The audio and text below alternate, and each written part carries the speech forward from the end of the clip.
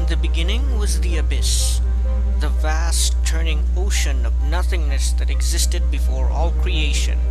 In the dark silence of the void sea, there were only the unfathomable depths of the abyss, the constant susurration of the waves and the obscuring mist that floated across its surface. There was no time in the abyss, for nothing existed, and there was nothing in it that could ever be called a place.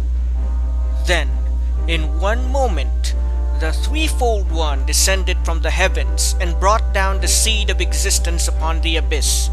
In an instant, the seed of existence sprouted like an explosion in the void sea and became the great world tree, Tunwen.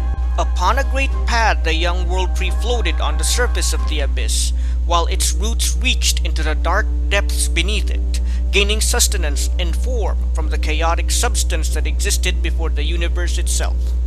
The impossibly vast pad which Tunwen stood upon calmed and held back the waves of the abyss, allowing the world tree to grow and flourish rapidly. The very presence of the world tree, from its colossal trunk, its massive branches, to its innumerable and gargantuan leaves, parted the mist on the surface of the abyss, creating a circle of clarity and light in a void dominated by gloom and darkness. The world tree grew and grew until its branches and fruits were big enough to hold worlds. This was when the threefold one gathered all the heavenly spirits and told them that it was time to shape the world tree and populate Tunwen with living things. Each heavenly spirit was given a task to fulfill, which they set out to immediately, with some creating tall peaks and vast seas, while others brought forth the many plants and animals that would call the various wildernesses home. Then the threefold one and the heavenly spirits carefully crafted and awakened the sapient races or kiths that would serve as their people. The first to be created were the supernals, the oldest, wisest, and possibly most beautiful of the mortal kiths to be created. Of the seven kiths, the supernals are the closest to divinity, and this is something they are more than willing to let others know. Proud and often haughty, supernals often consider themselves a cut above other mortals due to their longevity and their innate inhuman beauty. The second to come forth would be the ancients, second only to the supernals in terms of their age. Created from the elements themselves, the ancients are beings made of living fire, water, air, sand, and snow, among other things. While they are considered slower than that of the other mortal races, they are by far the most resilient and are thought to be wiser than the supernals due to being a little more humble in their behavior. The third to be born were the pixies, the little people whose affinity for magic often rivaled and sometimes surpassed that of the supernals.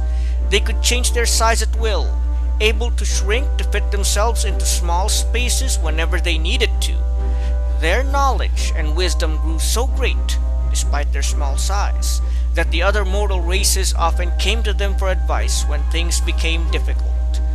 The fourth kith to be given life was that of humans, perhaps the most common and fecund of all the mortal races in Tunwen.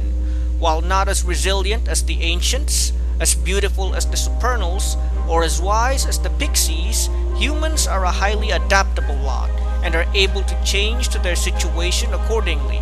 They are also among the shortest lived of the mortal kiths, only able to live for 12 decades at maximum, but they make the most of the time they have whenever possible. The fifth race to be crafted were the giants, those great and terrible folk whose size and temper are legend.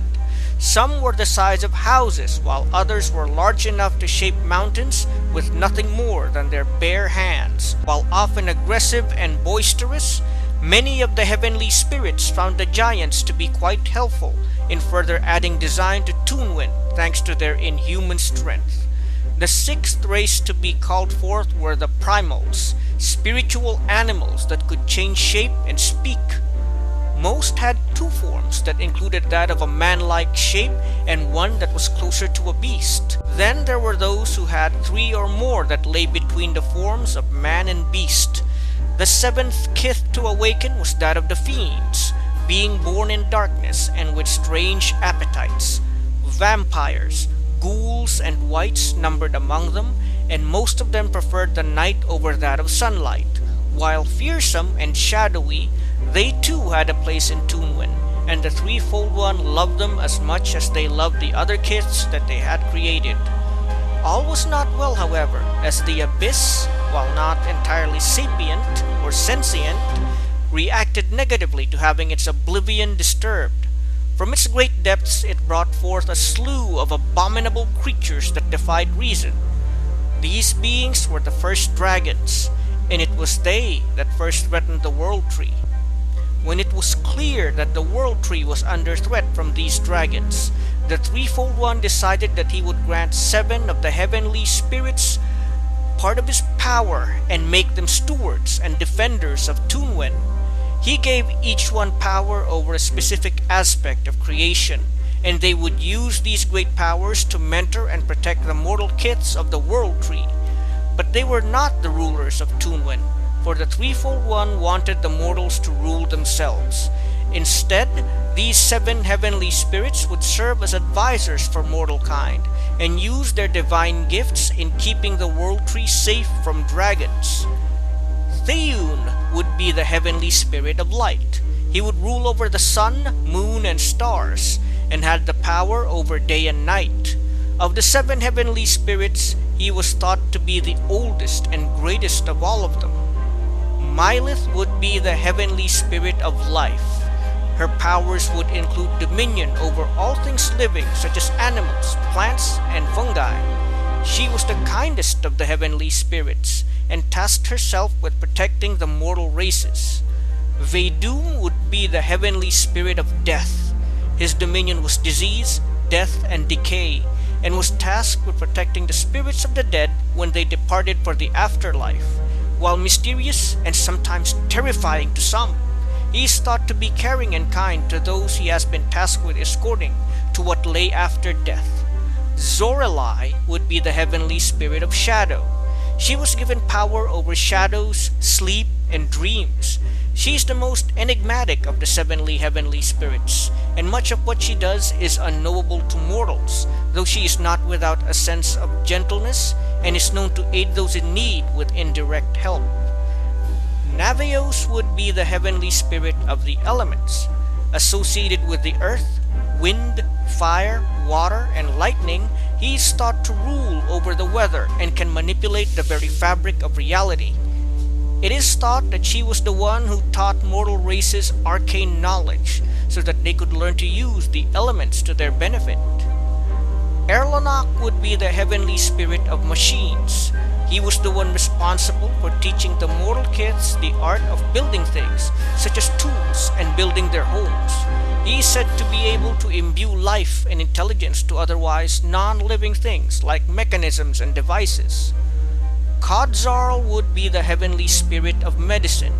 It is believed that she is the first to teach the first mortals how to care for themselves and make medicine out of things they gather from the wilderness. Mortals also associate her with battle and courage, due to her role in inciting the will to fight despite debilitating pain and other obstacles to survival and victory. While the Threefold One gave no order to do so, 5 of the youngest and possibly most powerful of the heavenly spirits took it upon themselves to better study the Abyss, and whatever could be found in it. It was after all the greatest threat to Tunwen, due to sending up dragons from its depths to attack the hapless mortals of the World Tree.